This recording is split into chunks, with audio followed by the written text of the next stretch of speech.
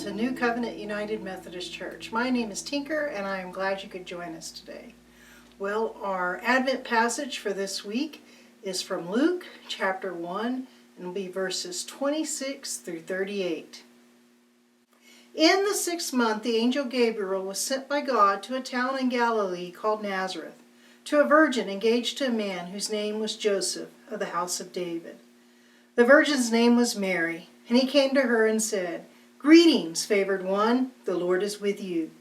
But she was much perplexed by his words and pondered what sort of greeting this might be. The angel said to her, "Do not be afraid, Mary, for you have found favor with God. And now you will conceive in your womb and bear a son, and you will name him Jesus. He will be great and will be called the Son of the Most High, and the Lord God will give to him the throne of his ancestor David. He will reign over the house of Jacob forever, and of his kingdom there will be no end." Mary said to the angel, "How can this be, since I am a virgin?" The angel said to her, "The Holy Spirit will come upon you, and the power of the Most High will overshadow you. Therefore the child to be born will be holy. He will be called Son of God.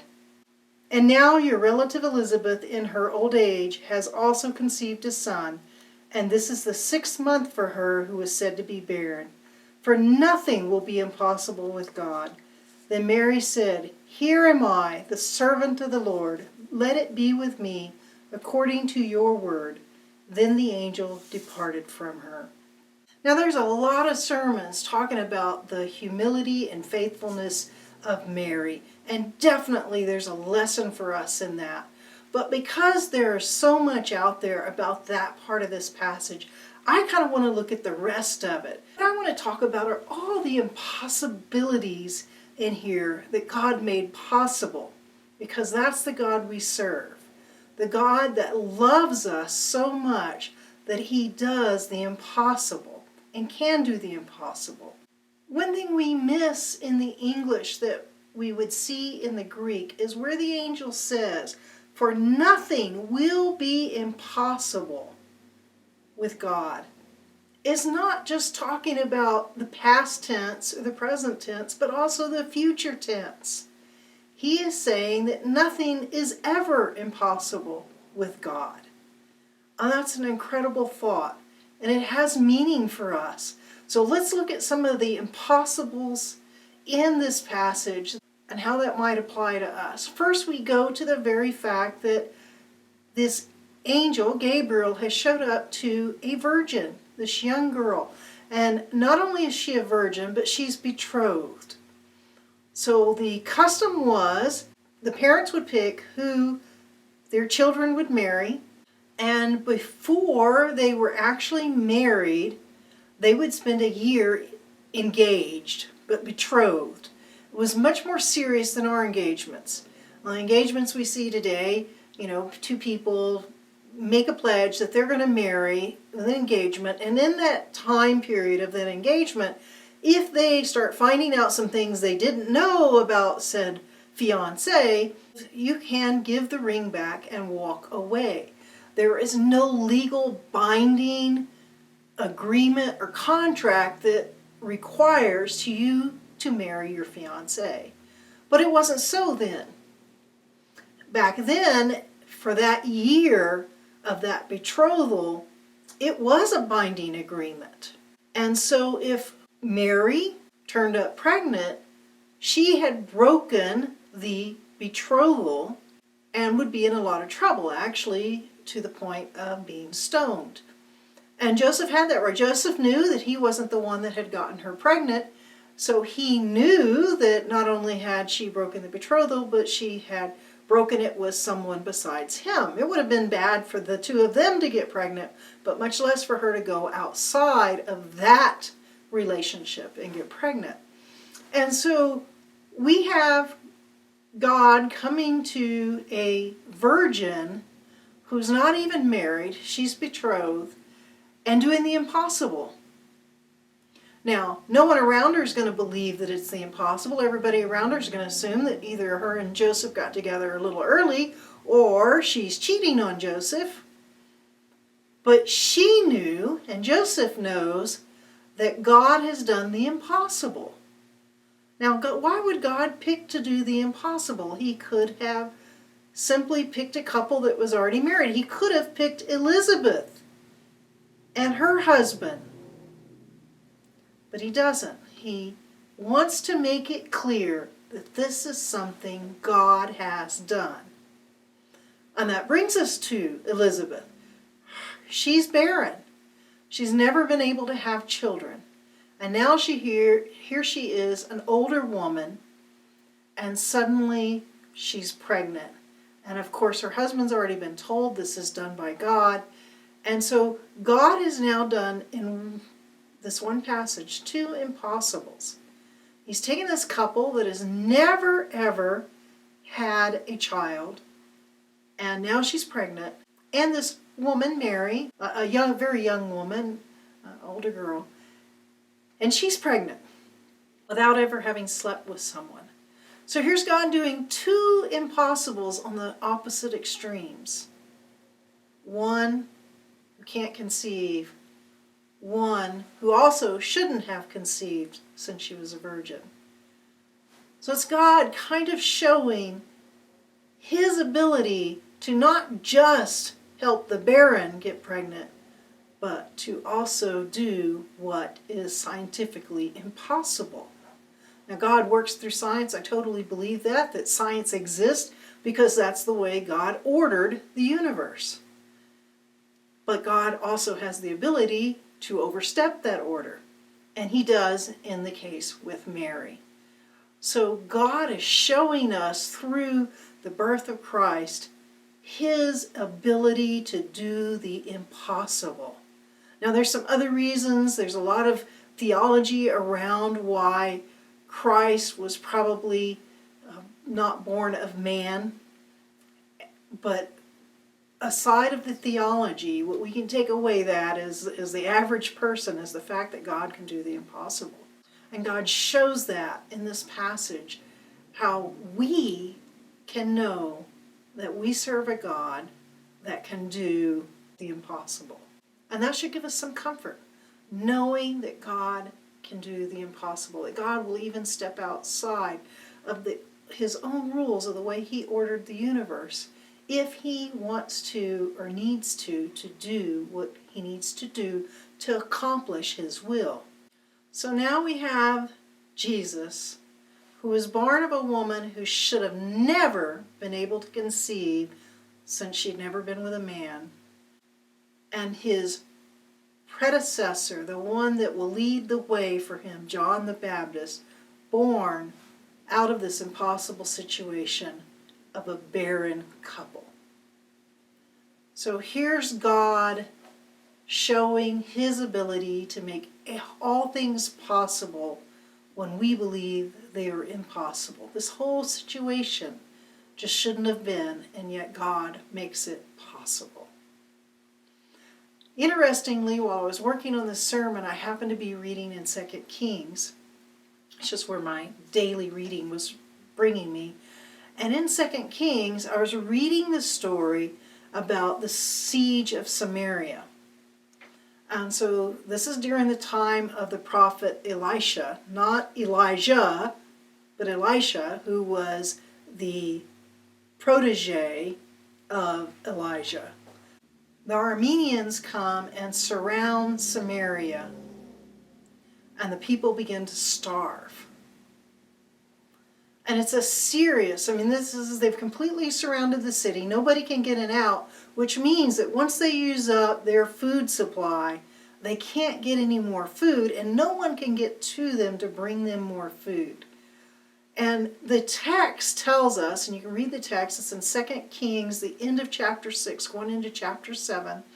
The text tells us that the famine became so severe in the city, the people were beginning to starve, and that a donkey's head sold for 80 shekels, or some texts say 80 pieces of silver. Not 100% sure what the translation would be for shekels in looking at that in modern day currency, but what we do know is that the average person earned about 10 to 12 shekels per year. So 80 shekels would be 8 times their annual salary. just to buy a donkey's head to eat. Now there's not much meat on a donkey's head, and it was unclean for the Jews to eat.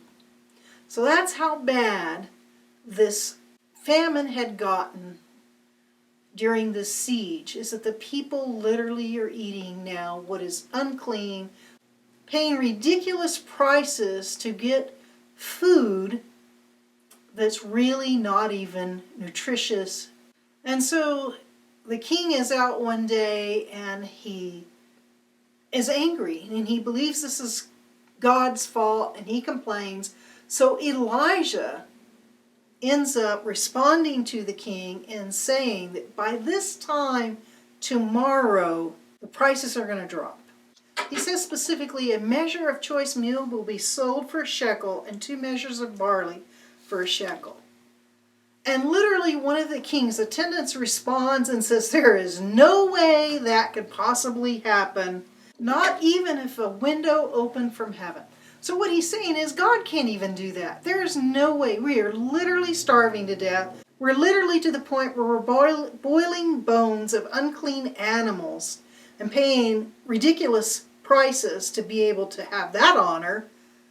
And yet you're trying to tell me that tomorrow food will be ridiculously cheap? And this attendant of the king literally says, God can't even do that. And sure enough, come to find out it happens. The army's camp, the Armenian army that's camped around Samaria, hears in the middle of the night what they think is a large army. Rumor circulates through the camp that the Sumerians have hired the Egyptians and the Hittites and that they are attacking. And the people get scared and they flee. And not only do they flee, but as they flee, they literally leave everything in their tents. And as they flee, they're worried about being fast enough, trying to flee faster, and they begin to shed even their garments and leave behind their arms and their garments and anything they're carrying with them. And it's 4 lepers sitting outside of the gate that in the morning decide, why don't we just go over to the Armenian camp? We're starving to death. They may kill us, but either way we're going to die. So let's just go over to the Armenian camp and surrender. And they get over to the Armenian camp and all the tents are deserted. So they sit down in a tent and they sit and they eat and they drink and they're merry. And then they finish the goodies in that tent and they go to the next tent and do the same thing. And then they start feeling kind of guilty that here they are binging while the city is starving. And so they go back to the city and tell the city, and tell the city, of course, someone tells the king, and the king is suspicious, but eventually sends some people out to check it out. And sure enough, come to find out, it is just as they said. You can't even give food away because there is so much of it around this camp. There's so many stories in the Bible where God does the impossible, where the situation looks impossible. And yet God does something that we can't even imagine in that situation. God can do the impossible. He's shown it in the past. Even at the birth of Christ, God chose to do the impossible. And we should take that as a reminder of what the angel said. The angel Gabriel said, nothing is impossible, not in the past, not in the present, nor in the future. We've got this wonderful biblical text that reminds us of all these times where God did do the impossible.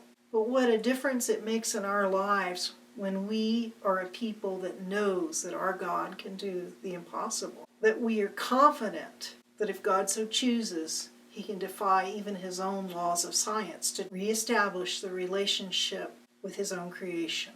So this 4th final Advent Sunday, what a wonderful reminder that God can do the impossible, has done, and will do the impossible out of his love for us.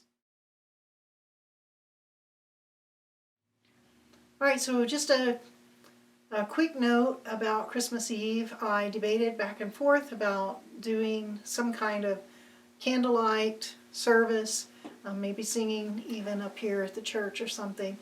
And the thing is, I've become more and more aware that we've had a number of people within the church test positive for COVID, all of them doing well, but it's been more than one or two people. It's been enough people that I am very concerned about us getting together, especially when the vaccine's already being delivered and we're so close to seeing hopefully the end of COVID.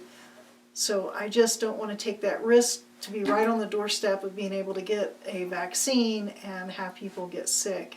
And I certainly don't want to take the risk that someone gets sick that for whatever reason they don't get the mild version, they get the much worse version. So instead, what I'd love for everybody to do is to either light a candle and sing Silent Night at 6 p.m. on Christmas Eve. I hear that bells are going to be rung throughout town on Christmas Eve, so you're welcome to participate in that as well, or you can have a bell in one hand and a candle in the other and still sing. So I will go ahead and upload a short devotional for Christmas Eve with some music that I think you'll enjoy. But other than that, I can't wait. I'm thinking that with this vaccine coming, guys, it won't be too much longer before we can meet in person. But for those of you that only catch us online, we will continue to tape our services and make sure they're available. Have a Merry Christmas.